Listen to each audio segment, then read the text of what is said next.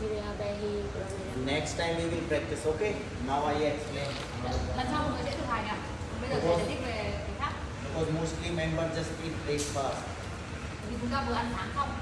So next time we will practice, okay? Nên lần sau mọi người sẽ được thực hiện. So speak next pranayama name. Mọi người nói tên cái pranayama tiếp theo đi. Surya Behi Pranayama.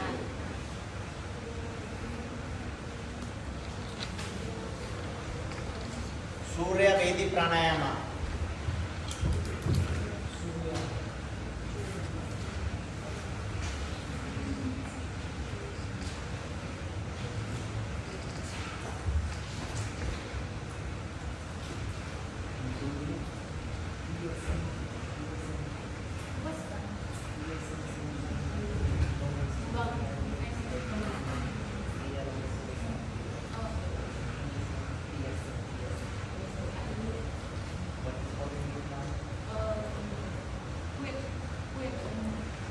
Khuyên tai, khuyên phụ nữ, khuyên khuyên.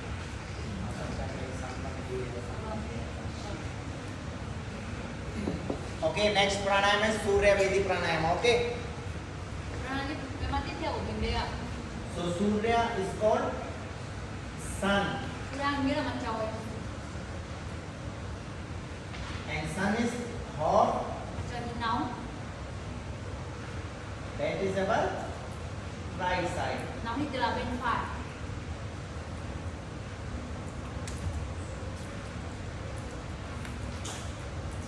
Shade. Right side, which one nadi? Speak nadi name. Bên phải là kênh Nadi nào chị? Oh, I said many times. I asked that member, so only speak that member. Why speak another one? Pingana nadi. Thầy bảo là thầy hỏi ai thì người đã trả lời. Thầy hỏi chị thì chị không trả lời, mấy người xung quanh trả lời hết. Right hand fully pingana nadi. Don't speak because have to give chance to member to speak. Have to reduce agitation. Người đừng có nói tại vì là cơ hội nói là dành cho người được hỏi để cho người ta đỡ ngại.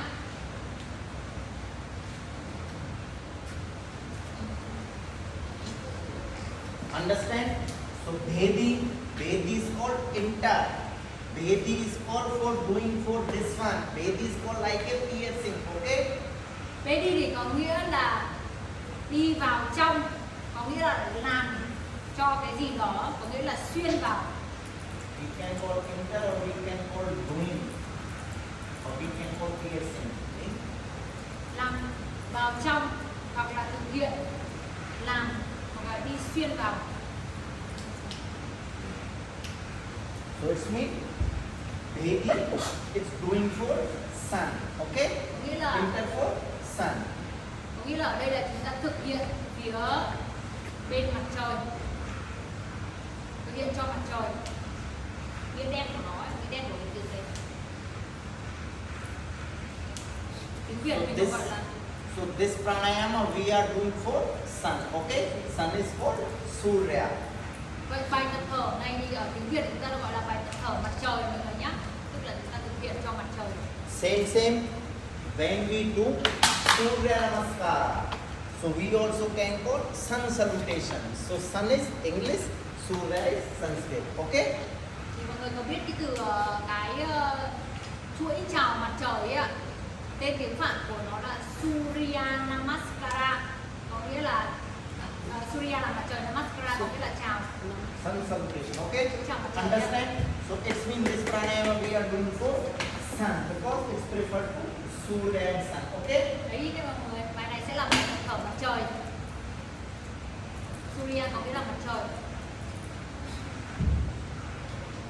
So in this pranayama we always do inhalation with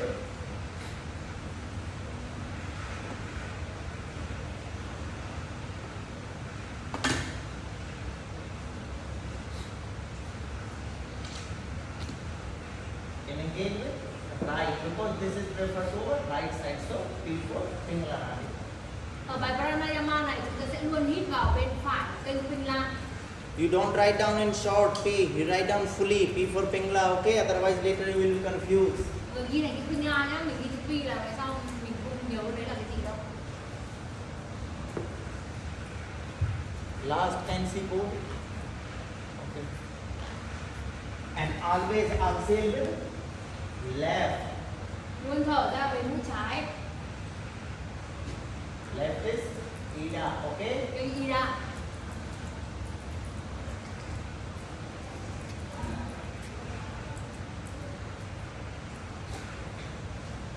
And when we do this pranayama, so have to take breathe in our thoracic region or yogic, okay? Khi chúng ta thực hiện pranayama này, chúng ta sẽ sử dụng hơi thở ngực hoặc hơi thở yogic.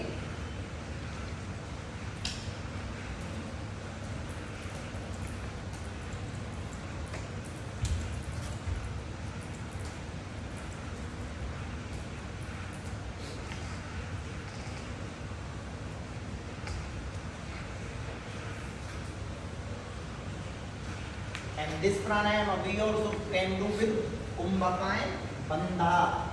Pranayama này có thể được thực hiện kết hợp với Kumbhaka hoặc Bandha.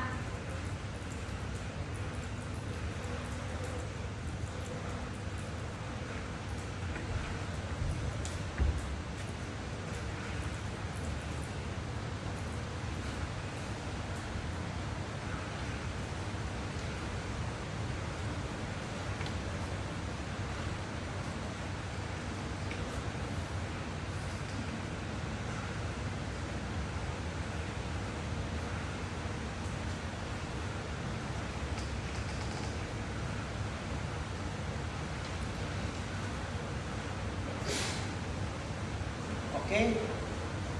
Now I show you first how to do Surya Vedic Pranayama, then later write down full explanation and benefit and precaution. Như vậy để cho mình xem cách làm như thế nào, sau đó tôi sẽ ghi lại cái chuẩn chỉ định tiếp sau. You write down like this. Okay. Not remember last word. Đừng ghi theo những cái gì mà thầy dạy nhá, đừng có bị nhầm rồi để phá trước mà học. That was wrong. I can speak directly. That was wrong. Để sai rồi. Ghi này này. Okay, so you write down here. Ghi này nghe chưa? Okay, now I show you Nadi Shodha Surya Vedic Pranayama. Same have to make Vishnu Mudra. Chúng ta ở Vishnu. This is my right side, Đây là okay? bên phải của thầy nhé mọi người. So you can see always inhale with the right. Ta So luôn hít it vào mũi means phải. have to close left nostril, okay? Tức là phải đóng mũi trái lại. So have to take inhale with right. Hít vào mũi phải. And you can see always exhale with left. So have to close right. So exhale with left. Và mọi người cũng nhìn thấy là luôn thở ra mũi trái. Và Understand khi chúng ta everyone? thở ra thì chúng ta hãy đóng mũi phải lại. We always prefer to use our right hand, okay? Chúng ta nên thực hiện với cái tay phải của mình. If you using left hand, those person work mostly by left hand. It's okay, it's not a wrong. But we always prefer to do right hand because mostly we do good work. We are comfortable by right hand, okay? Chúng ta thực hiện bằng tay trái thì không có gì là sai cả, nhưng mà theo quan niệm của mọi người hay theo quan niệm của người ta ấy mọi người, thì những cái điều đúng đắn, những cái điều lẽ phải thì chúng ta thường làm với cái tay phải, cho nên là mình sẽ ưu tiên làm bằng tay phải hơn. Because we believe, only we believe. When we do any good work, so we always use our right hand. When we give something to someone, for something good things, so we always use right hand, okay? Người để ý cái từ right ở tiếng Anh ấy, nó có nghĩa là phải, và cũng có nghĩa là lẽ phải. Tiếng Việt của mình cũng như vậy. Khi mà chúng ta làm điều tốt, làm điều phải thì chúng ta sử dụng tay phải. Cho nên đấy là một cái hệ thống niềm tin. Cho nên thường là khi mà thực hiện những cái bài pranayama này thì mình sẽ ưu tiên dùng tay phải hơn là so với việc dùng tay trái. And also we believe right hand will be more comfortable, okay? Easy to do. Và đồng thời tay phải sẽ làm cho mọi người dễ dàng thoải mái hơn. So don't think when we do slap someone or punch, so we use also right hand. Thế mọi người cũng đừng nghĩ là thế tại sao khi mình đi tát người khác thì mình cũng dùng tay phải để tát. So don't think like this, only use right hand. Okay? So now look at me again. Surya Vedic Pranayama. Close your left nostril, okay? Đóng lông mũi trái, Then inhale with the right. hít vào bên phải, Thoracic region hít vào or bên yogic. phải. Hoặc dùng hơi thở yogic. Then slowly exhale with left. Từ từ thở ra mũi trái.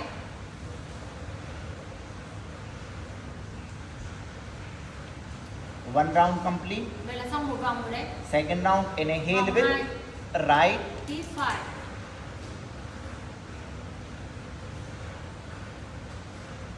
Then exhale with left. Thở bên trái. Second round complete. Xong vòng 2 lần nữa nhé. So it's mean in Surya Vedi we only inhale with the right, exhale with left.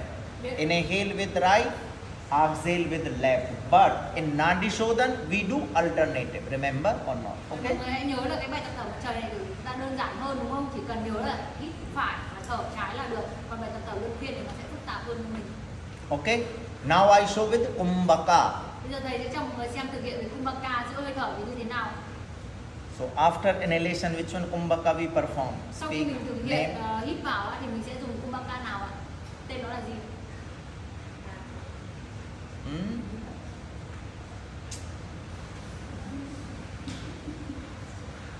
How many types of Kumbhaka? Có bao nhiêu loại Kumbhaka?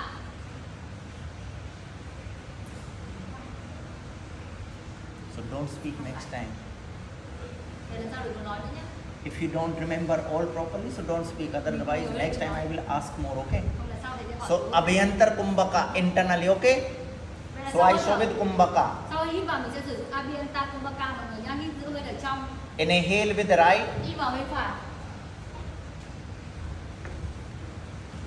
then Kumbhaka.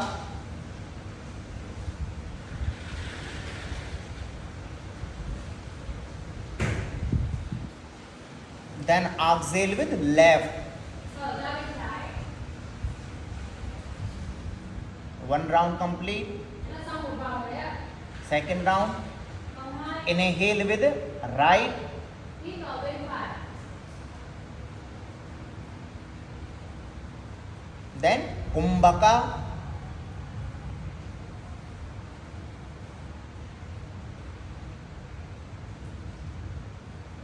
Exhale with left. thở ra bằng bên trái,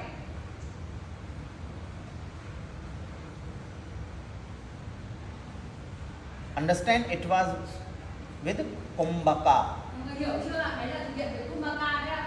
Now with Bandha. Okay? Bây giờ thực hiện với Bandha nhé, So inhale with the right. hít phải, Put your hands on knee. Jalandhar Bandha and Moola Bandha. tay đặt trên đầu gối ra Bandha và sau đó thực hiện Mula Bandha. First release Moola Bandha.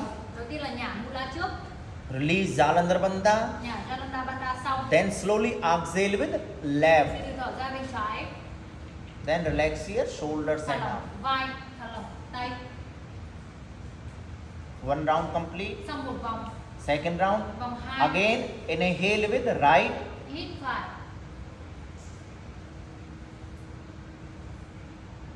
Bandha, Jalandhar Moola.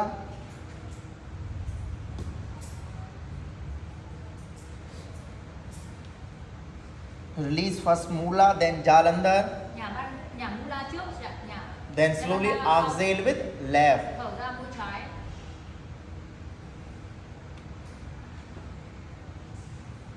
Now one more round. You speak, okay? I thêm will một vòng perform. nữa, hít vào mũi phải, hít vào lồng ngực hoặc hơi thở yogic, hai tay ấn trên đầu gối, thực hiện Jalandhar Bandha và Mula Bandha, giữ theo khả năng của mình, vai hơi đẩy lên một chút, người hơi đẩy lên phía trước.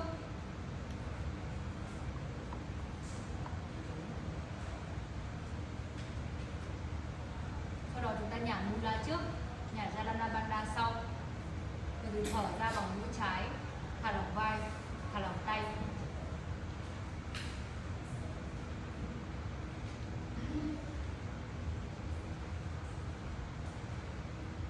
So understand with Bandha, with Kumbhaka or without.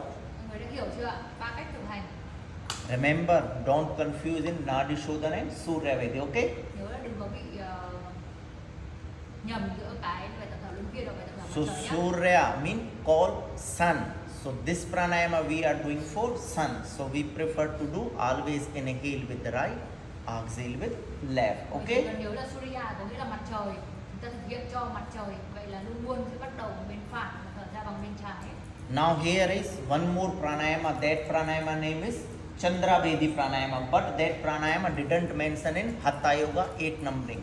Ở đây thì chúng ta có thêm một bài pranayama nữa, tên nó là Chandrabedi pranayama. Nó không nằm trong 8 cái bài pranayama.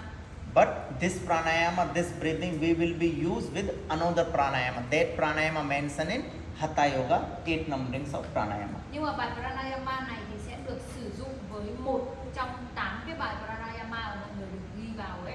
So this Chandrabedi pranayama I explain here, so you easy to understand. Okay? Thầy sẽ giải thích luôn ở đây để cho mọi người dễ hiểu.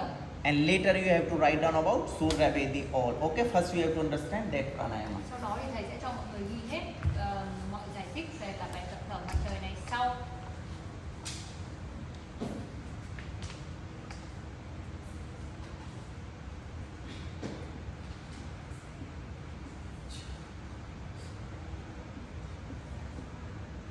First you hear, understand, okay? Then later you have to write down, everyone. Ở đây mọi người hiểu đã, xong sau đó mình sẽ ghi sau. Later, when I tell you, that time you have to write down. Khi nào mọi So người ghi you can see, Chandra is preferred to moon, Surya is preferred to sun. Chandra đây có nghĩa là mặt trăng. Moon is preferred to cool, that is our left side, okay? Mặt trăng thì mang tính mát và nó thuộc bên trái của cơ thể. Left side is one nadi, speak nadi hai. Bên trái là nadi nào em? So Ida nadi, okay? Là kênh Ida nha mọi người. And Vedi same, enter, doing for Chandra or piercing, okay?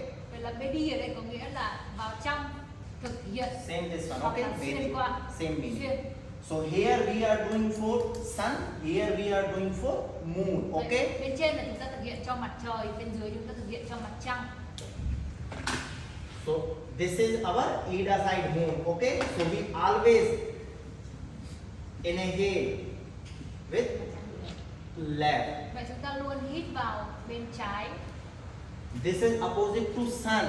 So here in sun, Surya Vedi, we always inhale with right. So this is opposite. So always inhale with here left side in Chandra Vedi pranayama and moon breathing. Okay? Ở đây mọi người có thể nhìn thấy cái sự ngược lại đúng không ạ? Bên trái thì chúng ta luôn hít vào bằng bên trái. Mặt trăng thì chúng ta luôn hít vào bên trái, còn mặt trời thì chúng ta luôn hít vào bên phải, tức là nó sẽ ngược nhau. And here exhale with right and here exhale with left. So it means both opposite. Okay? Đồng thời ở đây thở ra bằng bên phải, nó ngược lại với bài tập thở mặt trời. So this is hot side, this is cool side. This is sun, this is moon, this is Pingala, this is Ida. So understand both? Vậy trên là chúng ta có một cái nóng, bên dưới là cái mát, bên trên là Pingala, bên dưới là Ida, bên trên là mặt trời, bên dưới là mặt trăng. When have to take breath, so same thoracic region and yogic. Khi mà chúng ta hít thở, chúng ta cũng sẽ vẫn sử dụng hơi thở ở lồng ngực hoặc là hơi thở yogic. So this one pranayama, Chandra Vedi pranayama. This pranayama didn't mention in Hatha Yoga, but this breathing, this pranayama, we will be performed with another pranayama. That pranayama specially mentioned in 8 types of Hatha Yoga pranayama. Okay? Mọi người hãy nhớ là cái bài tập thở mặt trăng này nhé, nó không nằm trong 8 bài pranayama, nhưng nó sẽ đi kèm với một cái bài pranayama trong đó. So when I explain that pranayama, that time I will speak, have to do Chandra breathing, Chandra Vedi pranayama. So you have to understand how to do. Here you will be easy to understand because of sun, moon. Okay? So I Khi mà explain thầy here. dạy cho mọi người cái bài pranayama đó và thầy nói với mọi người một câu đó là chúng ta sẽ thực hiện bài tập thở mặt trăng sau đây, thì mọi người phải biết được là cái kỹ thuật thực hiện như thế nào nhé. But remember, this pranayama prefer to coolness. It's preferred to relaxation. It's preferred to our Ida Nadi. So we always prefer to do without Kumbhaka, without Bandha, Chandra Vedi pranayama. Nhưng mà hãy nhớ là bài tập thở mặt trăng thì nó có mang tính chất là làm mát, làm thư giãn, cho nên là chúng ta thường là mình sẽ không thực hiện cùng với cái Kumbhaka và với Bandha. If you will be performed with Kumbhaka or Bandha, it's not a wrong. But we always prefer to do without Kumbhaka, without Bandha. Because if you do Bandha, if you do Kumbhaka, so it means you are holding breath. If you are holding breath, so maybe have hotness, creating some hotness in your body. But we are here doing for coolness, for relaxation. Okay?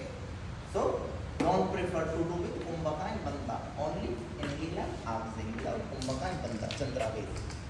Tức là ở đây thì mọi người là nếu mà có ai mà đi dạy là thực hiện cùng với Kumbhaka và với Bandha thì người đấy cũng không có gì là sai cả. Nhưng mà mọi người biết là bài tập này thì nó sẽ mang tính chất là làm mát cơ thể của mình và làm cho cái cơ thể của mình thư giãn. Trong khi cái giữ hơi thở và cái khóa năng lượng thì nó lại làm tăng cái tính nóng của cơ thể của mình lên. Vậy là hai cái lợi ích nó đối nghịch vào nhau và nó có thể là triệt tiêu nhau. Cho nên là mình không ưu tiên thực hiện kèm với cái giữ hơi thở và cái khóa năng lượng. Okay, now I show you Chandra Vedi Pranayama. Bây giờ thầy sẽ cho mọi người Same xem. Vishnu Mudra, but this time we have to close right and inhale with left like this. Nóng mũi phải, Inhale, hít trái, then exhale with right. và thở ra bên phải. Inhale with left, Hít trái,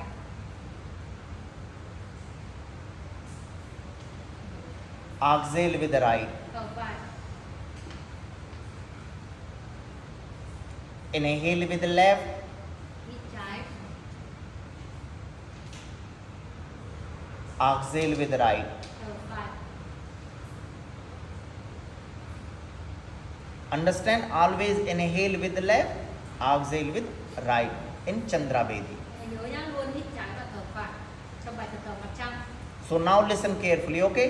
Thì chúng ta nghe cẩn thận. In Nadi Shodhan, first pranayama, we do alternative. Inhale with left, exhale with right, then again inhale with right, exhale with left. Second, Surya Vedi, we always inhale with right, exhale with left. Inhale with right, exhale with left. Third, Chandra, we always inhale with left, exhale right. Inhale left, exhale right. Understand these three? Người hiểu được ba cái bài thở chưa? Ba cái bài thở người vừa học đấy ạ. Bài tập thở luân phiên là hít trái thở phải, hít phải thở trái. Bài tập thở mặt trời thì luôn hít phải và luôn thở trái. Mặt trăng thì luôn hít trái và thở phải. You only have to remember, if we are doing Chandra mean moon, so always inhale with the left. If we are doing Surya means sun, so always inhale with the right, because sun is preferred to right side and moon is preferred to left side, and Nadi Shodhan for both side alternative. Nhiều người chỉ cần nhớ là cái bên phải của mình là bên đại diện cho mặt trời, đại diện cho tính nóng thì đó chính là bài tập thở mặt trời. Và bên trái của mình đại diện cho tính mát thì nó là bài tập thở mặt trăng. Còn bài tập thở luân phiên thì đương nhiên mình sẽ phải luân phiên hai lỗ mũi rồi. And these three pranayama, Nadi Shodhan pranayama, Surya Vedi pranayama, Chandra Vedi pranayama, we can do with Kumbhaka or Bandha, but Chandra Vedi is preferred to relaxation, preferred to coolness, so we always prefer to do without Kumbhaka, without Bandha, okay? Ba loại bài tập thở này thì đều có thể kết hợp với Kumbhaka và với Bandha, nhưng mà cái bài tập thở mặt trăng thì mình ưu tiên không kết hợp. I think she is asking something. Any question, any confusion in these three?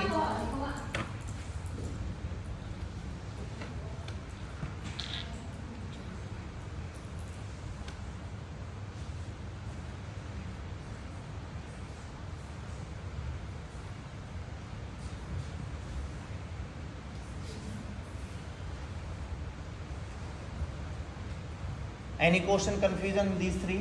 Người ta học gì không?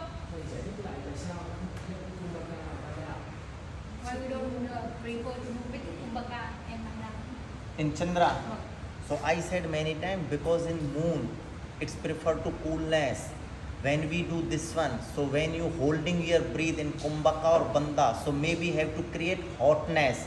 But moon is preferred to coolness for relaxation. So we have to avoid with Kumbhaka, with Bandha. You can perform, it's okay, not a wrong. But we always prefer to do without Kumbhaka, without Bandha, because if we are using Kumbhaka or Bandha, so maybe have to hotness create because of holding breath. Thì ở đây thì mọi người biết là cái bài tập thở mặt trăng này khi mà chúng ta thực hiện là cái mục đích của mình mục đích chính là mình sẽ làm mát cơ thể và làm thư giãn cái cơ thể của mình. Nhưng mà khi mà chúng ta lại kết hợp cùng với cái giữ hơi thở, cái khóa năng lượng, khi mà chúng ta giữ hơi thở và khóa năng lượng thì tức là chúng ta làm tăng cái tính nóng ở bên trong cơ thể của mình lên. Tức là một cái thì làm cơ thể mát đi, một cái thì làm cơ thể nóng lên. Vậy thì có thể là hai cái lợi ích này nó sẽ đối đầu và nó triệt tiêu nhau. Vậy tức là mình thực hiện khóa năng lượng và mình thực hiện giữ hơi thở là không sai, nhưng mình không ưu tiên thực hiện cùng với bọn chúng. So because of weather, because of hard practice, any kind of hard practice, advanced yoga session. So when we feel too much, our body temperature is high, too much hotness, so we always prefer to do Chandra, end of session. So our body temperature is in control by Chandra because it's give relaxation, because it's prefer to coolness. Ví dụ như là khi là lý do là do thời tiết hoặc là do với mọi người luyện tập, ví dụ như là yoga nâng cao chẳng hạn, sau cái buổi tập thì mình cảm thấy cái cơ thể của mình rất là nóng, thì mình có thể sử dụng cái bài tập thở mặt trăng này để làm mát cơ thể xuống, làm dịu nhẹ cơ thể của mình xuống. When I explain benefit of Chandra Vedi, maybe you will be understand more, okay? Khi mà thầy giải thích về cái lợi ích thì có thể mọi người sẽ hiểu hơn nữa. What she asked? Chị hỏi gì ạ? Em xin hỏi là cái bài thở mặt trời mặt trăng này mình nên tập khi nào ạ? Thì thầy giáo vừa nói là cái bài thở mặt trăng này tập sau cái giờ nâng cao, thì còn cái bài thở mặt trời thì mình nên tập khi nào? She wants to ask when we should practice Surya Vedi and Chandra Vedi. When not only Surya Vedi, Chandra Vedi, when we do any pranayama, so remember, try to do perform in early morning, that time more beneficial, more effective. If you will be performing afternoon, late afternoon, evening, so not same beneficial, not same effective, not same feel when you perform in morning. But remember, if you doing afternoon or late afternoon, evening, so minimum 4 hours to gap between your food or meal to practice, okay? Thì cái mà chị vừa bổ sung cái ý nghĩa thì là đúng rồi, thầy bổ sung thêm là chúng ta nên thực hiện vào buổi sáng sớm, và thì nó sẽ tốt hơn lúc mà cái dạ dày của mình còn rỗng ấy.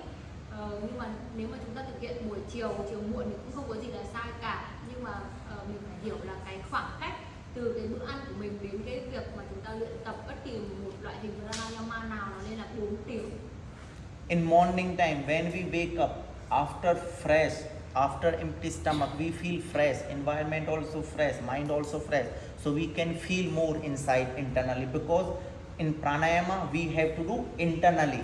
But if you do perform afternoon, late afternoon, maybe you don't feel same in same morning time. Ví dụ như là buổi sáng mà mọi người vừa mới ngủ dậy thì cái tâm trí của mình, cái đầu óc của mình nó còn mới, nó còn trống rỗng, chưa có nhiều cái suy nghĩ nó thâm nhập vào phía bên trong con người mình, thì lúc đó là cái thời gian gọi là lý tưởng để chúng ta có thể đưa cái nhận thức vào bên trong để mình cảm nhận cái phía bên trong của mình được nhiều hơn. And pranayama I already explained, we always doing meditation posture and have to perform that time. Eyes will be closed, don't open your eyes, okay? But sometime when I show you or have to show like a demo, so that time open eyes. Otherwise when you practice, when you teach, so have to close eyes to feel more consciousness inside, okay? Hãy nhớ là cái pranayama của mình là cái quá trình, là cái con đường mà mình đi vào phía bên trong, cho nên là khi mọi người thực hiện thì chúng ta sẽ ngồi trong tư thế thiền định và chúng ta nhắm cái đôi mắt của mình lại. Thầy mở mắt cho mọi người đấy là thầy, tức là thầy chỉ cho mọi người xem như thế nào thôi, chứ còn thực hiện chính thức là chúng ta cần phải nhắm đôi mắt của mình lại. Any question? Còn thắc mắc gì không?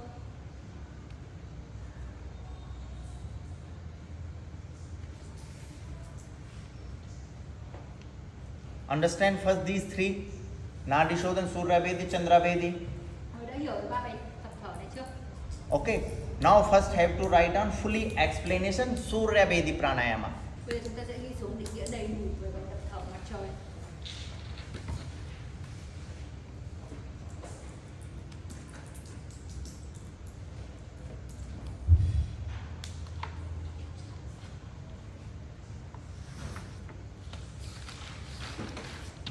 Surya Vedi Pranayama is preferred to sun. Surya Vedi Pranayama thực hiện cho mặt trời, đại diện cho mặt trời. Từ Surya có nghĩa là mặt trời đấy ạ.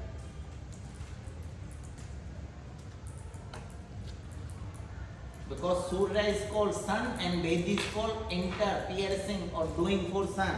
Surya có nghĩa là mặt trời, Vedi có nghĩa là vào trong, làm hoặc là xuyên qua.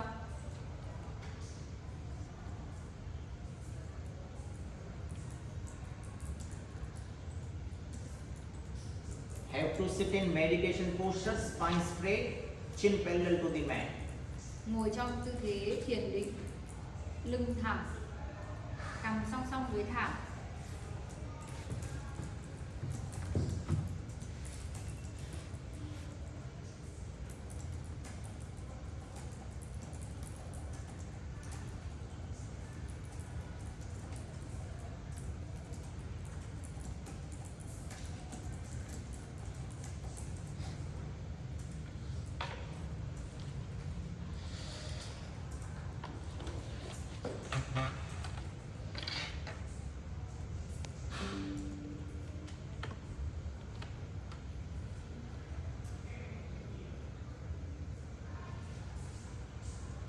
then have to use Vishnu Mudra by your hand.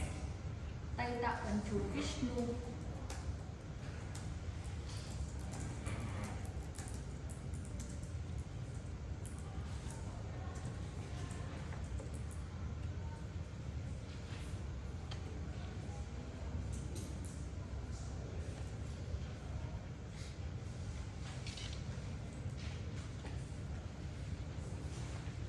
Have to take inhalation by Pingala Nadi, right nostril.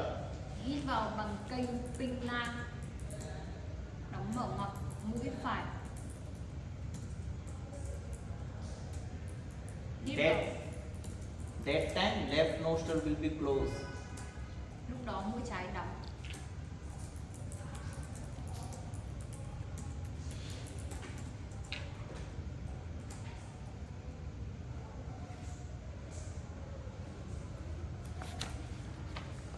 Have to take inhalation in thoracic region or yogic. Ta hít vào phần lồng ngực hoặc dùng hơi thở yogic.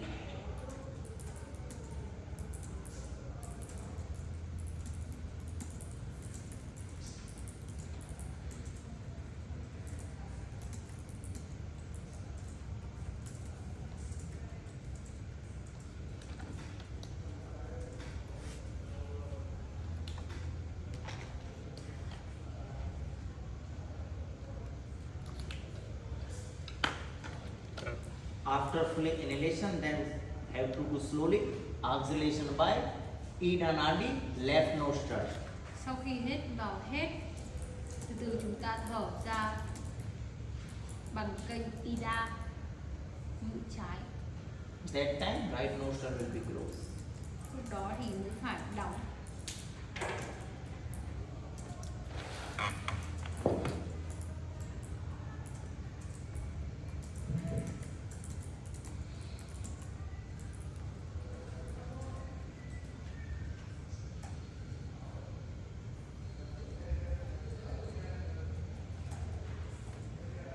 This process will be continued. Quá trình này sẽ tiếp tục, sẽ tiếp diễn.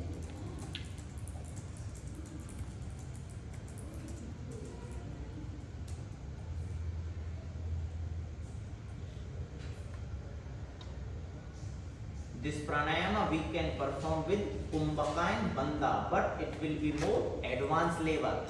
Pranayama này có thể thực hiện kèm với Kumbhaka và Bandha ở trình độ nâng cao.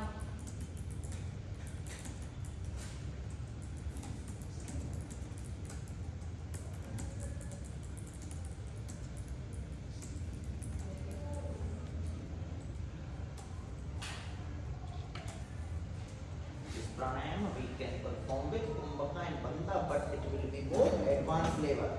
Pranayama này có thể thực hiện kèm với Bandha hoặc Kumbhaka nhưng là ở trình độ nâng cao.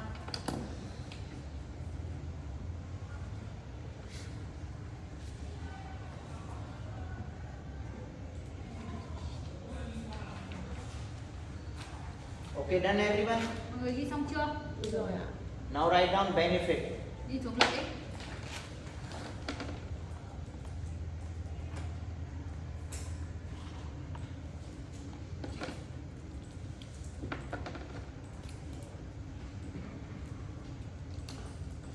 It's help to clean and blockage out from our Pingala Nadi. Giúp làm sạch, đả thông tắc nghẽn ở kênh Pingala Nadi. It's help to blockage and clean our Pingala Nadi and help to activate our Pingala Nadi. Giúp làm sạch, đả thông tắc nghẽn và kích hoạt kênh Pingala Nadi. Cái từ Nadi có nghĩa là kênh sẵn rồi nhé mọi người.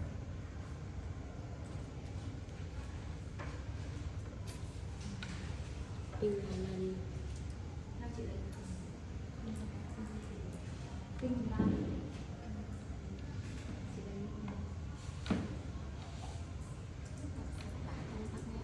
và kích hoạt.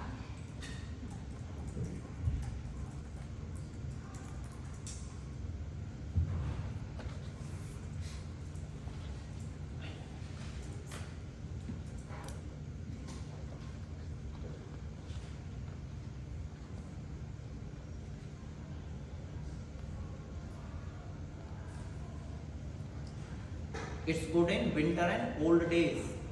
tốt khi thực hiện vào mùa đông hoặc những ngày lạnh.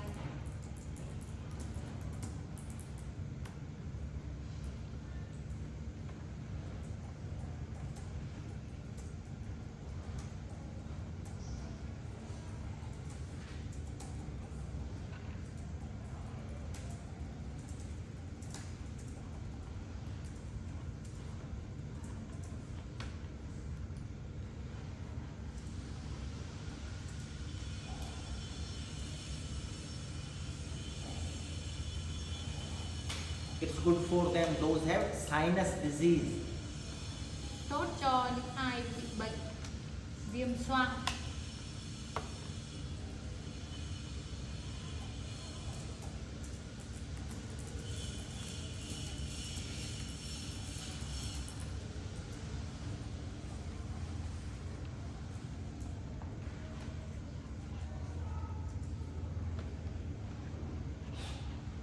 It creates a hotness and activeness in our body. Tạo ra tính nóng, sự năng động cho cơ thể. Tạo ra tính nóng, sự năng động cho cơ thể.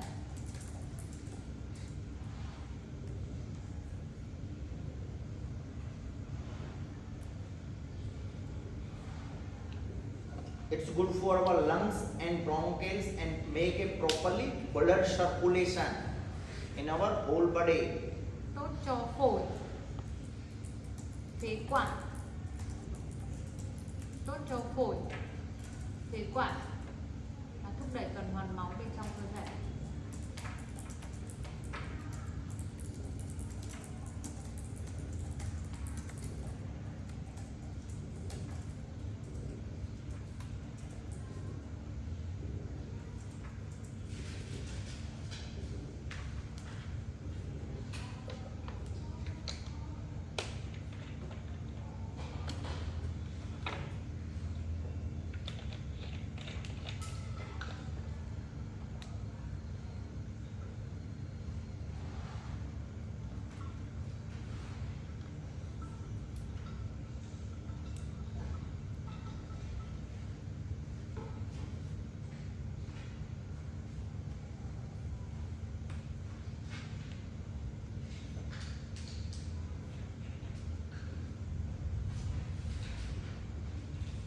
Okay, done? Mình ghi xong chưa?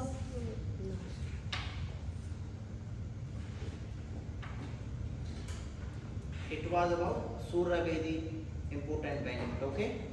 Đấy là những lợi ích quan trọng của bài tập thở mặt trời. Did you write down low BP? Chưa? It's good for them those have low BP. Tốt cho những ai bị huyết áp thấp.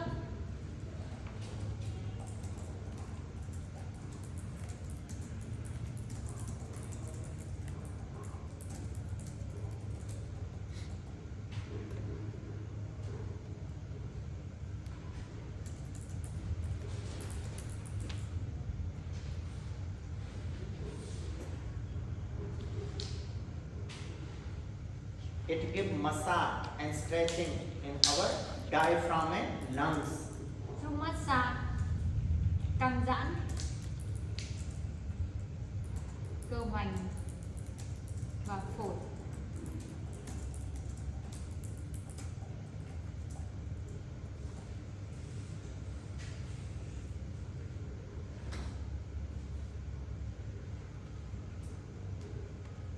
Precaution. Chống chỉ định.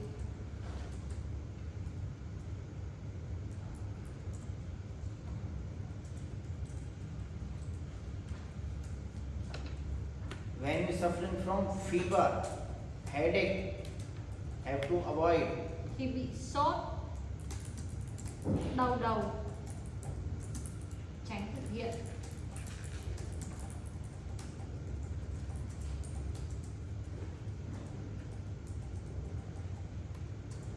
Those have high BP problem have to avoid or under instruction.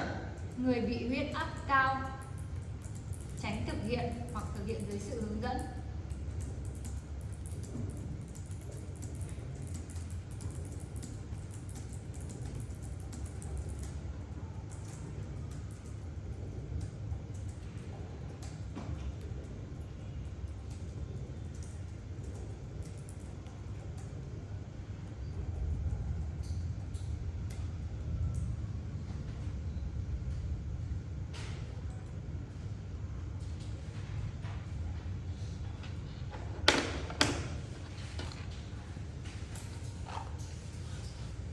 In sunny and hot days, have to less practice. Những ngày nắng nóng nên ít thực hiện, nên thực hiện ít.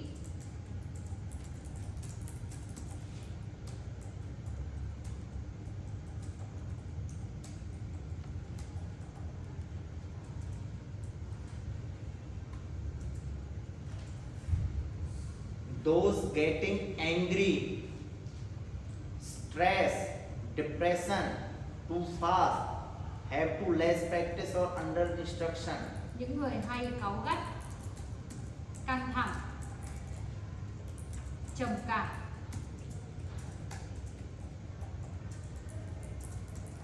nên ít thực hiện.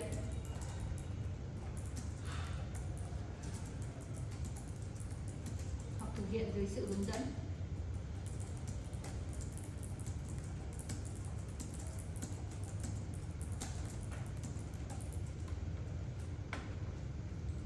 When your body temperature is high because of any kind of practice, because of weather, so that time have to avoid this pranayama practice. Khi thân nhiệt cao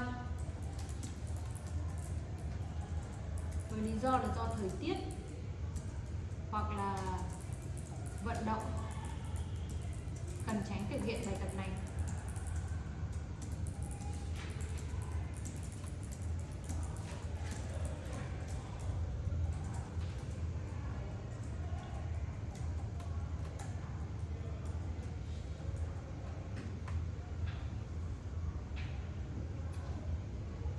Okay, it was some important precaution for Surya Vedic pranayama. Đấy là những cái chúng chỉ định quan trọng đấy ạ, cho bài tập thở mặt trời. Now Chandra Vedi, okay? Bây giờ chúng ta tìm hiểu bài tập thở mặt trăng. If you want, so first write down this one, Chandra Vedi pranayama. Nếu mọi người muốn thì chúng ta hãy ghi lại cái chữ Chandra Vedi Pranayama này. After that, write down explanation, okay? Sau đó chúng ta sẽ ghi cái phần giải thích.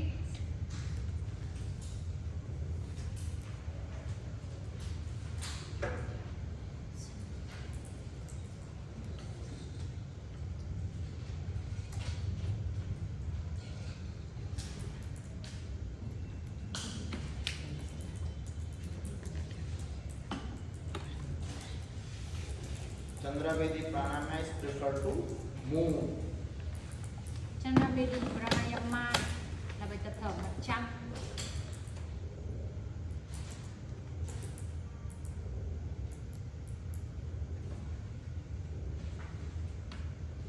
Because Chandra is called moon, Vedi is called interfacing or doing of moon. Chandra thì có nghĩa là mặt trăng, Vedi có nghĩa là đi vào, làm, là xuyên qua.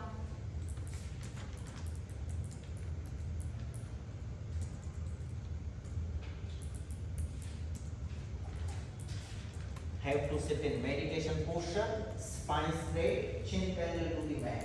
Ngồi trong tư thế thiền định, lưng thẳng, cằm song song với thảm.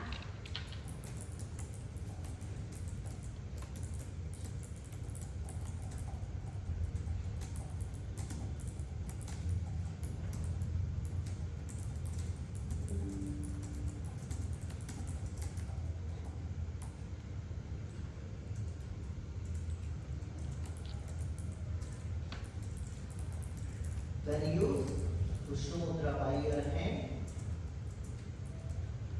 Tay tạo ấn chú Vishnu.